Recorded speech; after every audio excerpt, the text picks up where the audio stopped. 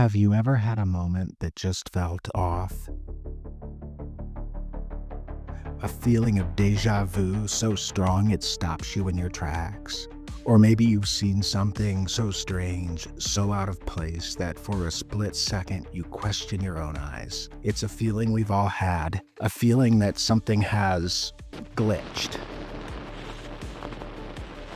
This feeling is at the core of one of the most mind-bending ideas of the 21st century, simulation theory. It's the theory that our entire reality is in fact an incredibly advanced computer simulation.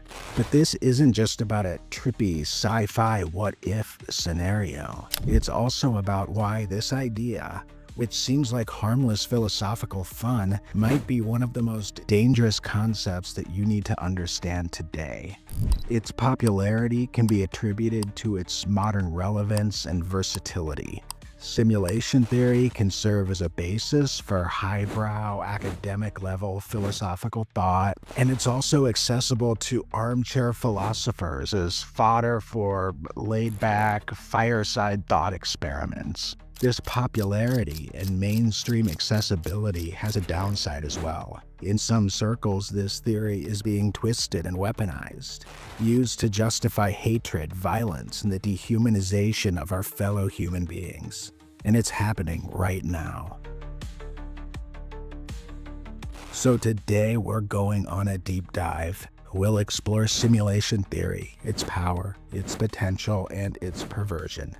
We'll discover where it came from, what it means, and how exactly this fascinating philosophical puzzle is being usurped to promote a dark and nihilistic worldview. This is the story of how one theory takes us from a philosopher like Plato to the trolls spreading hate on 4chan, and why it matters to every single one of us. You look at our computing power today, and you say, I have the power to program a world inside of a computer. Now, you're a character in that world, and you think you have free will, and you say, I want to invent a computer. So you do. Hey, I want to create a world in my computer. And then that world creates a world in its computer. And then you have simulations all the way down. Okay, getting down to exactly what this is. Simulation theory, also known as the simulation hypothesis, proposes that our universe is an artificial reality. The dish comes in a couple of main flavors. One of these is the full universe simulation idea, a reality where everything from the Big Bang to your breakfast this morning is just lines of code. Another interpretation is what philosophers call the brain in a vat scenario. This is where our consciousness is real, but our physical bodies and the universe we perceive are not.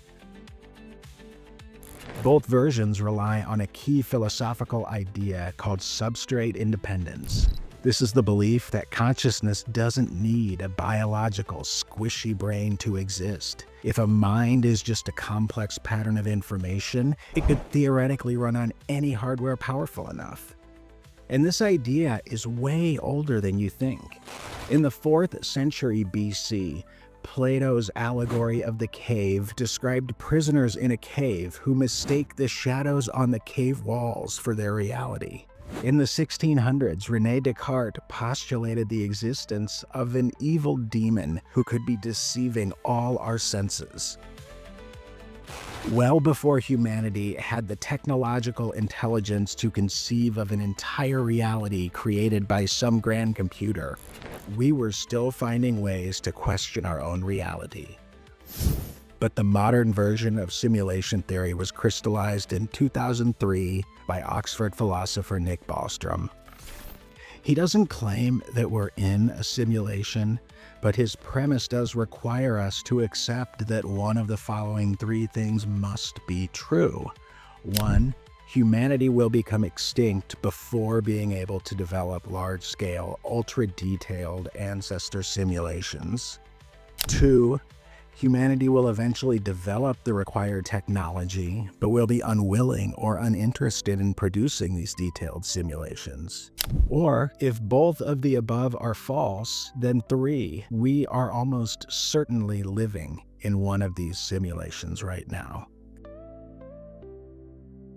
And while Hollywood was already tapping into these fears in the late 90s with iconic films like The Matrix and The 13th Floor, it was Bostrom's 2003 paper that gave the theory a name and a terrifyingly plausible framework.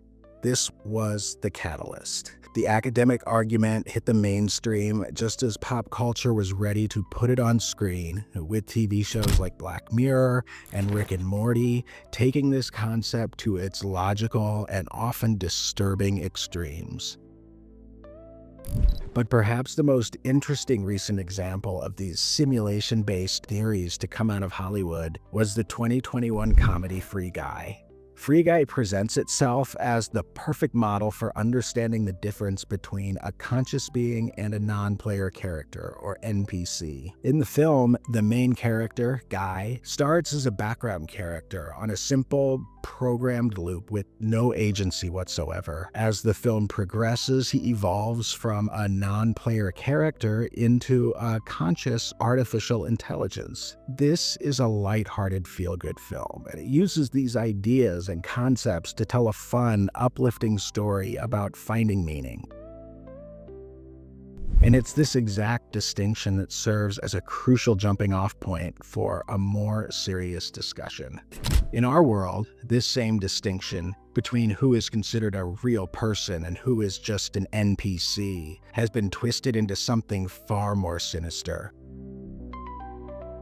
Because long before Free Guy hit the theaters in 2021, others were using these concepts to justify real-world horror. In 2003, a young man named Joshua Cook, obsessed with the film The Matrix, murdered his parents, claiming he believed he was in a simulation. It was a dark preview of how an abstract philosophical idea could be so effortlessly weaponized. So how did a fascinating philosophical puzzle become a justification for hate and violence? The answer lies in two dark offshoots that have grown like a cancer from the core of simulation theory: NPC theory and nihilism.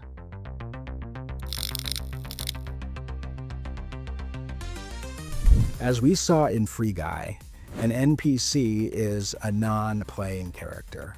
No human influence or agency, just zeros and ones running on a computer. But in certain corners of the internet, NPC has taken on a much darker meaning.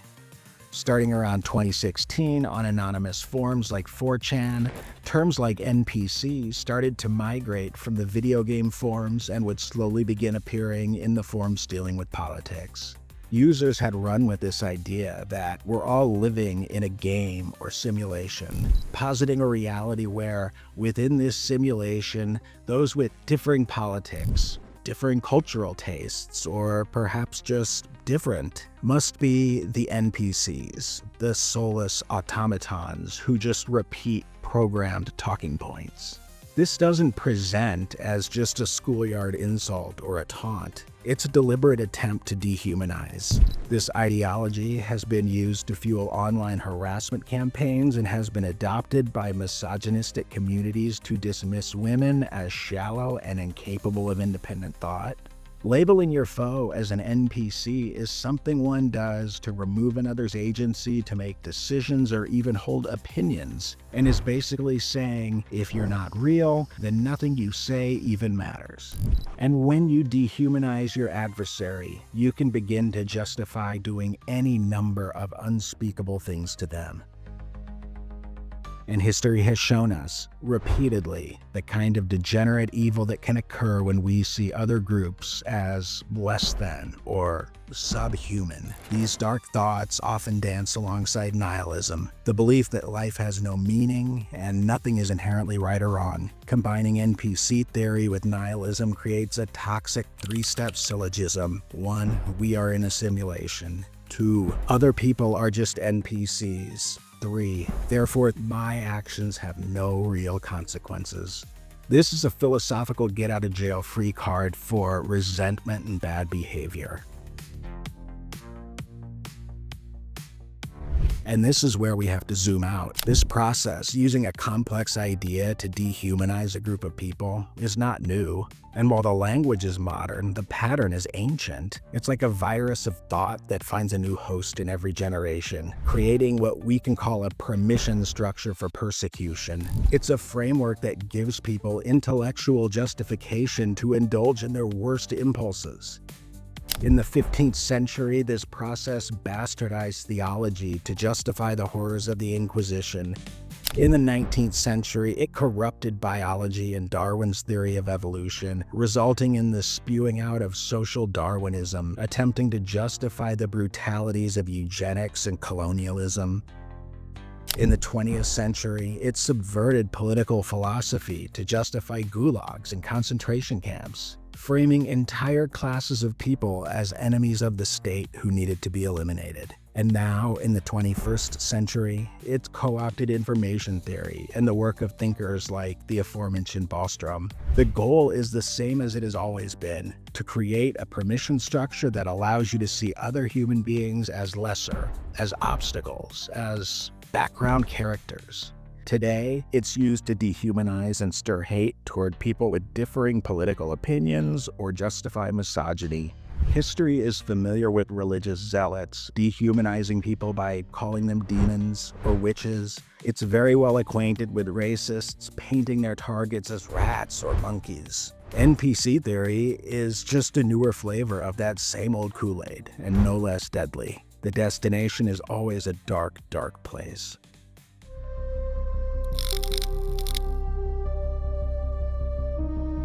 But is that the only way to interpret this theory? Is nihilism the only logical conclusion?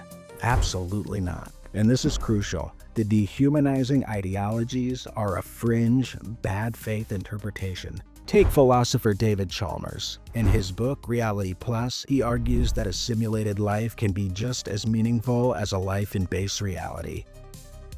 Think about this. A flower grown in a greenhouse isn't any less of a flower than one grown in a field. It's just rooted in a different substrate. Chalmers argues that virtual worlds aren't fake worlds, they're just digital worlds, and life within them can be perfectly real and valuable. The joy you feel is still joy, the pain you feel is still pain. In this view, realizing you might be in a simulation doesn't make your choices matter less. It could make them matter more. If this reality was designed, perhaps it was designed for a purpose, for growth, for connection, for discovery. It's also important to remember that malignant nihilism has always existed. Bad people will twist whatever is at hand: religion, political ideology, and now a tech-based philosophical theory to fit their agenda.